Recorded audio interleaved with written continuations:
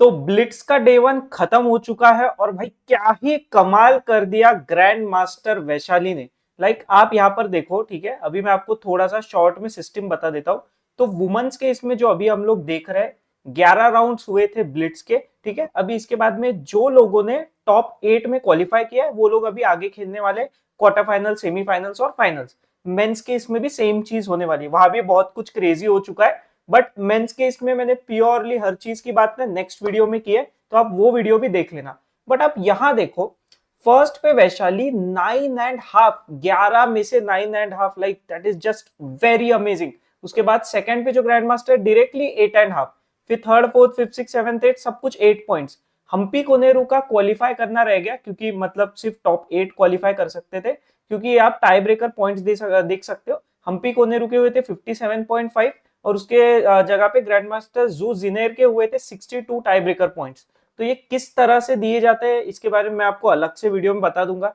आप भी अगर कोई नॉर्मल स्विस टूर्नामेंट खेलने जाते हो तो आप ये चीज शायद बहुत बार देखते होगे कि भाई 2 लोगों के या 3 लोगों के या इवन 10 लोगों के सेम पॉइंट्स है, बट उनके रैंकिंग्स अलग अलग है। वो कैसे आते हैं? वो टाई ब्रेकर सिस्टम के हिसाब से आते हैं, ठीक है। बट मेन तो ये पॉइंट्स होते हैं। तो ये अभी हम लोग ना वैशाली का एक अमेजिंग गेम देखने वाले। वैसे अगर बाय चांस किसी को पता नहीं होगा तो बता दूं, वैशाली और प्रज्ञनदा दोनों भाई बहन है और दोनों बहुत कमाल मचा रहे हैं चेस वर्ल्ड में, आप सबको पता ही है। तो ये एक गेम जो मुझे बहुत पसंद आया, जिसमें प्योर डोमिनेशन करके विन किया था, ये अभी हम लोग देखने वाले। तो यहाँ पर वैशाली ने गेम शुरू किया with the move pawn to E4 और यहाँ पर आया मूव पॉन टू E6। ये है फ्रेंच डिफेंस। अभी एक चीज ना आपको पूरा गेम दिखाने से पहले मैं बता देता हूं कि देखो, ये ब्लिट्स गेम है। ब्लिट्स गेम में generally players logical moves, safe moves ऐसी चीजों की तरफ जाते हैं rather than very calculative move.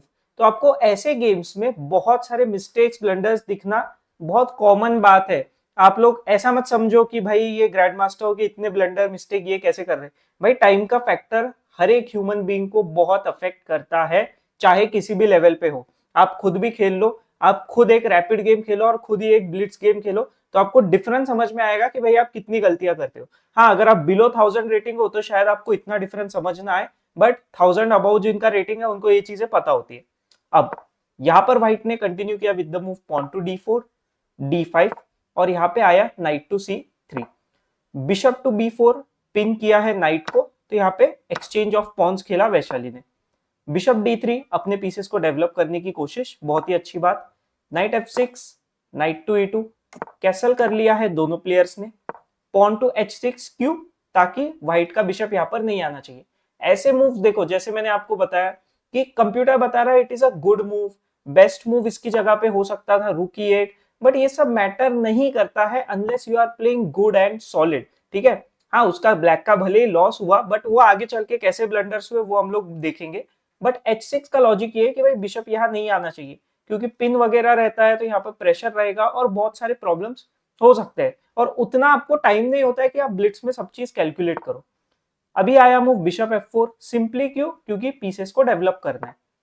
Bishop पीछे चला गया D6 पर, क्वीन टू D2, बिशप को दिया है एक्स्ट्रा सपोर्ट, नाइट तो ऑलरेडी दे रहा था। एक्सचेंज ऑफ बिशप्स हमको देखने मिला, क्वीन से मारा है वैशाली ने। पॉन टू C6, यहाँ पर एक पॉन चेन को किया है स्ट्रॉन्ग। नाइट चला गया है G3 पर, रुक टू E8। अभी आप देखोगे तो ब्लैक के ना पीसेस डेवलप्ड ही नहीं है, स्पेशली 2 माइनर पीसेस। उसके जगह व्हाइट के ऑलमोस्ट सारे के सारे पीसेस डेवलप्ड है। बट रुक बहुत ही अच्छे से प्लेस्ड है ब्लैक का, जो ओपन फाइल को कंट्रोल कर रहा है, तो इसीलिए उसको चैलेंज करना इंपॉर्टेंट था और खेला गया मूव रुक F2E1। बिशप आ गया E6 पर, रुक चला गया E2 पर, क्यों? क्योंकि रुक को डबल अप करने की कोशिश है ओपन फाइल पर। नाइट BD7, अभी सारे के सारे माइनर पीसेस ब्लैक के भी डेवलप हो गए। रुक A2E1। अभी आप पोजीशन वाइज देखोगे, इवैल्यूएशन बार के हिसाब से देखोगे तो पोजीशन इक्वल है, क्योंकि मटेरियल इक्वल है और एज सच कोई एक्टिविटी फिलहाल हो नहीं रही है। अब यहां पर खेला गया मूव नाइट टू F8, क्यों? सिंपल रीराउट करना है नाइट को, ठीक है। इन चीजों को आप समझो, ये सारे लॉजिकल मूव्स के बेसिस पे गेम्स खेले जाते हैं, स्पेशली ब्लिट्स के। पॉन टू H3, क्वीन आ गया B8 पर, क्यों? ताकि क्वीन के एक्सचेंज किया जा सके।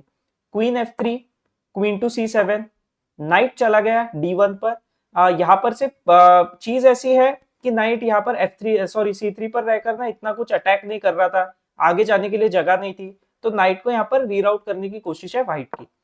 Bishop D7, knight E3, knight to H7। अब यहाँ से मिस्टेक हमको थोड़े से मतलब दिख रहा है। कंप्यूटर कहता है कि भाई आप ये वाला नाइट खेलो ना, इधर ये नाइट को आप पीछे रख के क्या करोगे। ये नाइट को पीछे रखने का एक सिंपल लॉजिक ये है ब्लैक का कि नाइट को आना है G5 पर। बट अगर आपके पास ऑप्शन है कि कोई नाइट 8th रैंक पे है तो उसको लाना थोड़ा सा बेटर होता है। तो यहाँ कहीं ना कहीं एक छोटा सा मिस्टेक हो गया, हम ऐसा बोल सकते हैं। नाइट E to F5, ठीक है, अभी नाइट आगे जा रहा है, अटैक कर रहा है। रुक्स का हुआ एक्सचेंज, बिशप वापस E6 पर, क्यों, ताकि ये वाला फाइल जो है वो क्लोज किया जा सके।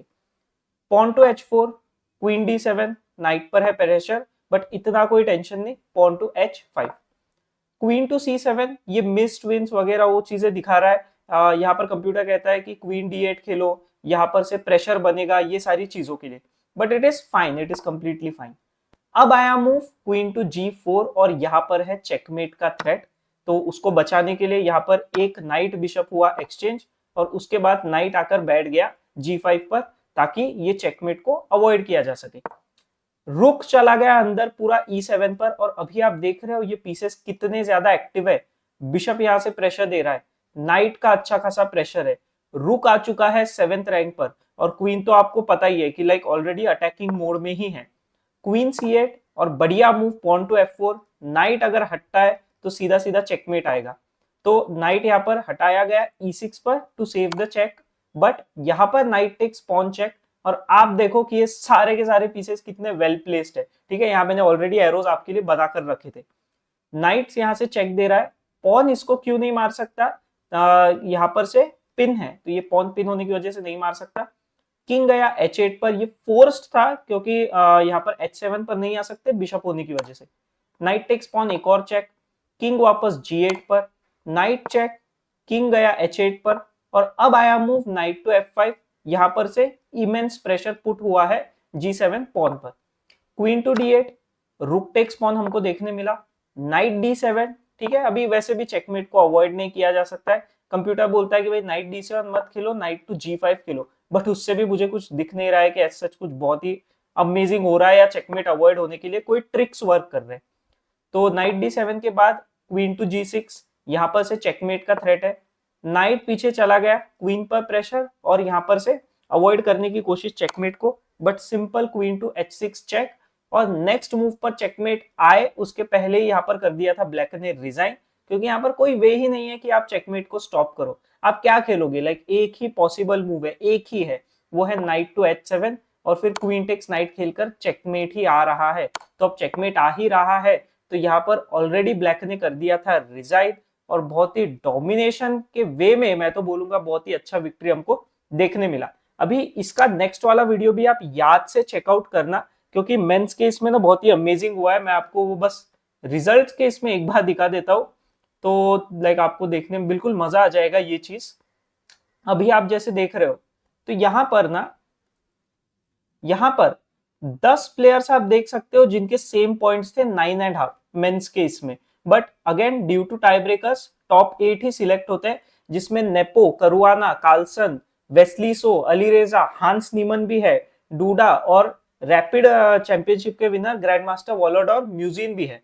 बट यहाँ पर ना एक और इंटरेस्टिंग मैचअप हुआ है, वो है कार्लसन वर्सेस नीमन जो क्वार्टर फाइनल्स में अभी हमको देखने मिलने वाला है, तो वो देखने में भी मजा आएगा। और आप नेक्स्ट गेम कि भाई कार्लसन ने कैसे कमबैक किया और कमबैक आके टॉप में लीड कर लिया। अभी आपको पता है रैपिड चैंपियनशिप कार्लसन ने छोड़ दिया था due to all that jeans controversy और ऐसा लग रहा था कि भाई मैग्नस कार्लसन अभी एक भी फीडे का इवेंट नहीं खेलने वाले, बट टू द सरप्राइज कि भाई उन लोगों की अच्छे से बात हुई वगैरह और मैग्नस कार्लसन इज बैक।